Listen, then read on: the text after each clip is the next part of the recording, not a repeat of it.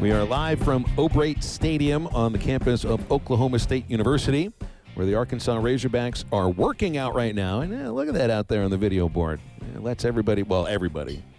Not many people here right now, except me, Bob Holt, Drew Barrett's back in studio, and basically the Hogs and a few media members that get a chance to see on the video board that this is Arkansas's 33rd tournament appearance in the NCAA Baseball Championship. It's a nice number. I like 33. That's Larry Bird. Bob, welcome on to Halftime, man. Appreciate you joining us live in person. This is kind of rare. I think this is the first time we've done it like this.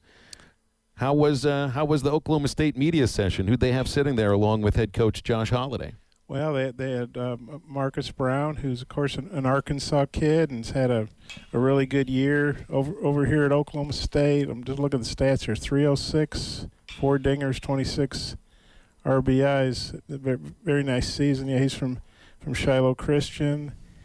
And did he get asked any of the questions about, what's it like? What, are you looking? Do you want to play Arkansas? And I know he was recruited by the Razorbacks, so I'm sure that was asked of him. Yeah, he said Caden Wallace is his best friend, and he knows Jackson Wiggins. Who knows? Jackson may be whizzing some 98-mile-an-hour fastballs at him or something, depending on how this tournament goes. But, no, he was very confident. He said he had a lot of friends over at Arkansas and complimented the program. He said, I guess he originally committed to Kentucky, and then he decommitted. He said Arkansas, showed some interest, but I think at that point he really liked it over here. But yeah, he talked about it'd be fun to play Arkansas, but obviously they just want to win, just like all the teams here. But and then they had Victor Medeiros. I hope I'm saying that right. He's going to be their starting pitcher tomorrow. Okay. And then of course they had their coach Josh Holliday. Yeah, I was going to ask about the pitching situation because we had Jason on here earlier, and their best pitcher is their Game 2 starter, which I think was the case when the Hogs came here in 2015. I can't remember that big left-hander's name that was really shutting them down until they started bunting the ball. And remember the 7th and 8th inning, they bunted the ball, and the big guy threw it away a couple of times. That was the difference. Oklahoma State, a lot of times, I think Josh Holliday quite often has used his best pitcher for the second game of regionals, and we saw that 8 years ago.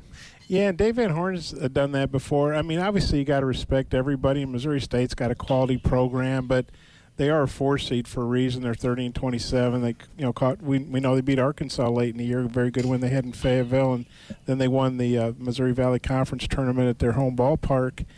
But if you got to look at the big picture if you're going to win a regional.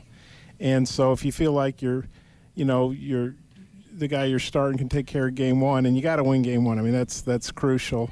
And then you feel like if they're going to play Arkansas or Grand Canyon that second game, assuming Oklahoma State wins, then their best shot is with their number one guy in the second game. Arkansas has done that before.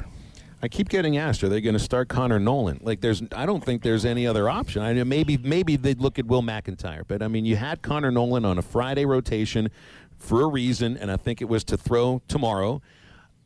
After that, though, I do think it's a little bit interesting who could the Game 2 starter be, because both Hagen Smith and Jackson Wiggins have had extra rest in the last couple of weeks, but there's a but behind that. They really weren't pitching well leading into it, and with Wiggins, I don't think it was a matter of rest. I just think it was a matter of a lack of command. So that second game starter for Arkansas, I don't think that's set in stone. Yeah, it probably depends on who they're playing and what the matchups are. But yeah, we have to ask Dave Van Horn about it, obviously, but I got to believe Connor Nolan's going to start. I know he hadn't, pitched as well, the last several starts. He was just, pitching as well as anybody in the league in the middle of the season. And I kind of wonder if he just got, kind of wore down because obviously he was hurt last year and missed a lot of last season. And I got to believe the rest. I know you don't want to go 0-2 in Hoover, but I got to believe the extended rest probably helped all their starters get some rest. And we'll see what happens. But, yeah, I don't see how you'd start anybody but Connor Nolan. He's been your number one guy all year. I don't think you change that now. Mm-hmm. And, Bob, while it's good to look towards, Oklahoma State because you want to have confidence in this team, they're going to be able to get through Game 1 against Grand Canyon tomorrow. Grand Canyon's not any slouch. I mean, they played some really good competition in non-conference schedules. They even have 2 of their conference mates in the tournament in San Diego and New Mexico State. So this is a good club, and the pitching staff has decent numbers. I mean, a total team ERA of 4.48. What can Arkansas really expect from Grand Canyon tomorrow? Well, of course, it's a team they played a couple of years ago. A lot of roster turnover. Yeah, you're right. This is a quality team. 41 wins. They won the WAC 25-5. I think it's the same record Tennessee had in the SEC. So they're kind of the Tennessee of the WAC. Mm-hmm. And like you said, they have the WAC has 3 teams in the tournament. And I know midweek games. You're not always seeing everybody's best pitchers, obviously, but they beat Oregon State, Arizona State, Arizona, Stanford, just a lot of really good teams, Power 5 teams from the Pac-12. So yeah, I think this, and I'm certainly not assuming that Arkansas is going to beat Grand Canyon. I mean, I think that's going to be a very competitive game, and obviously Arkansas has got something to prove because they've lost their last 4. But yeah, I think it's a very, very tough assignment for Arkansas. This is a program that played in the NCAA tournament last year, so they've got guys that have experienced that. And Andy Stankiewicz, he built that program, basically from the ground up. And they went from D2 to now they're D1, and they're out there in Phoenix, which is obviously a great baseball area. A bunch of teams have spring training out there, and Arizona and Southern California, they get a lot of kids from there. So no, it's going to be a very tough game for Arkansas. Mm-hmm. And certainly wouldn't shock me if Grand Canyon wins. No, it wouldn't shock me either. And when you look at, obviously Missouri State, we saw them earlier this year, great program up there just north of Fayetteville. And when you look at just on paper, where do you think this regional ranks as toughest? I don't think it'd be number 1, but I definitely don't think it's number 16 either. Well, no, I think it's a very good region. I mean, Oklahoma State's had a great year. This beautiful ballpark. I'm sure it's going to be rocking when they're playing. Arkansas is going to have a lot of fans here too. I believe that if Arkansas does play Oklahoma State, obviously Oklahoma State's going to have more fans. At least I certainly would assume that. But I think Arkansas will have a good show. And I know back in when was it 2009 when the regional was in Norman. I wasn't at that regional, but I listened. On the radio, and man, you could tell it was like an Arkansas home game, and I'm not saying it's going to be like that here. It won't be, but Arkansas is going to have a good showing. So that would be pretty cool if Arkansas plays Oklahoma State. I mean, hey, they could be playing the losers bracket, Mm-hmm. I mean, regionals, usually you look at those 16, the 1 through 16, the top seeds that are home, usually 4 or 5 of them get beat. I don't have the stats in front of me, but it's certainly not. Arkansas has lost regionals at home, And I think I'd have to go back and look and see because you know how the NCAA women's tournament works things, and it's almost the same idea as what you do in baseball with campus sites, at least for the first round. First 2 games, you're on a campus site. But in baseball, like baseball's the only sport where there is a built-in advantage because you're the last team to bat. But that doesn't mean that the home team has a greater advantage than in basketball, where there is no advantage other than you're playing at home. So it's just the nature of the sport, I think, that why those home teams end up, not making it out. And, the nature of the sport is much different than any of the others. What's the one thing, if you're the first question, we always love when you get the first question, Bob. I don't know if that'll be the case today. But what would your first question to Andy Stankiewicz be when you get a chance to talk to the Grand Canyon head coach? Probably who his starting pitcher is going to be. Oh, you're going the hard news route. Well, yeah, and I know I guess it is Hull. Is it that's been their best? Got their stuff right here in front of you. Well, yeah, I got it. Nick Hull? Yeah, Nick Hull. He's been their number 1 guy all year, but it was Avidia is their ace. Is the WAC pitcher of the year. So, but I think when you feel like you got 2 pretty good pitchers, and you like how the rotation is, you don't want to mess with that. Plus, you can mess up guys' rests, if you move them around today. But and they're both righties. I'm sure he wishes he had a lefty to start against the Hogs because we know. Lefties can be their kryptonite. Well, they've got a lefty, but he's been their Sunday guy. Right. And he doesn't have very good numbers. They do have a left-handed reliever who's really tough on lefties, this Eli Ankeny. Mm-hmm. So they do have a left-hander that will throw quite a bit, and I guarantee you're going to see him tomorrow in the middle or late innings. Guarantee it. Let me see. I think the one of the things about Grand Canyon that does stand out, they got big leaguers' sons on this team. Aside from a big leaguer that's coaching them, Jacob Wilson, their shortstop, his dad's Jack Wilson, who played shortstop for a long time in the major leagues, and Homer Bush's son, Homer Bush Jr., is their center fielder. I feel like it says something about a program and about the way that that the coaching staff teaches the game when major leaguer, like Jack Wilson was a fundamentally sound major league shortstop. I think his son already has more power at the age of like 19 or 20 than Jack had in his 30s. He's one of the finalists for the Golden Spikes Award. I think this tells me this is a program that does things the right way, that plays fundamental baseball, and is very tough to beat. Well, yeah, if you played in the major leagues and you have a son that, you hope has a chance to play in the major leagues, you're obviously and you approve of him going to Grand Canyon. That's a great endorsement of that program and the coaching staff, that you feel like, that they're going to help get your son ready, give him a great college experience and get him ready to play pro ball.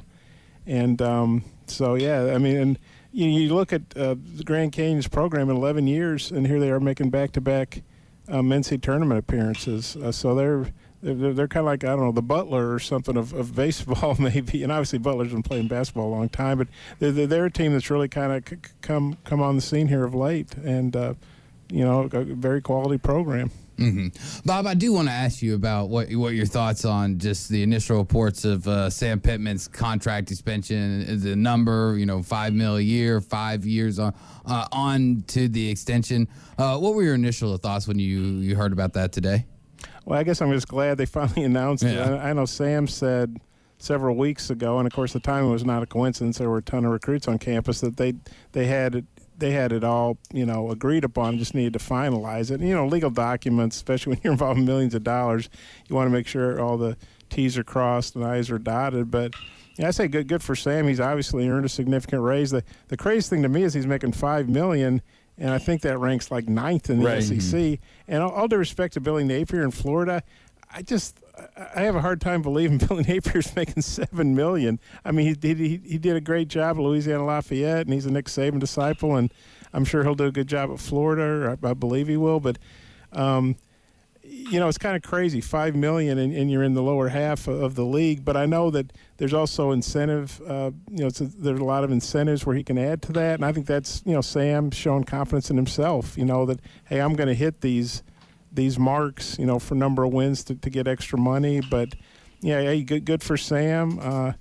He deserves a significant raise of what he's done at Arkansas. It's just hard to believe that it's not higher up in the SEC, pecking order. Well, it's just kind of interesting too when you see the difference in how things get thrown together rather quickly when you're hired as the head coach, and that contract is drawn up quickly, and the press conference is thrown together quickly, and all of that. This was like 6 months ago. When he switched agents over to Jimmy Sexton, and we knew this was going to happen. So, I mean, no one's surprised that it takes longer. I guess I was surprised it did take half a year from the moment that we knew he was going to get the new contract to when the announcement came.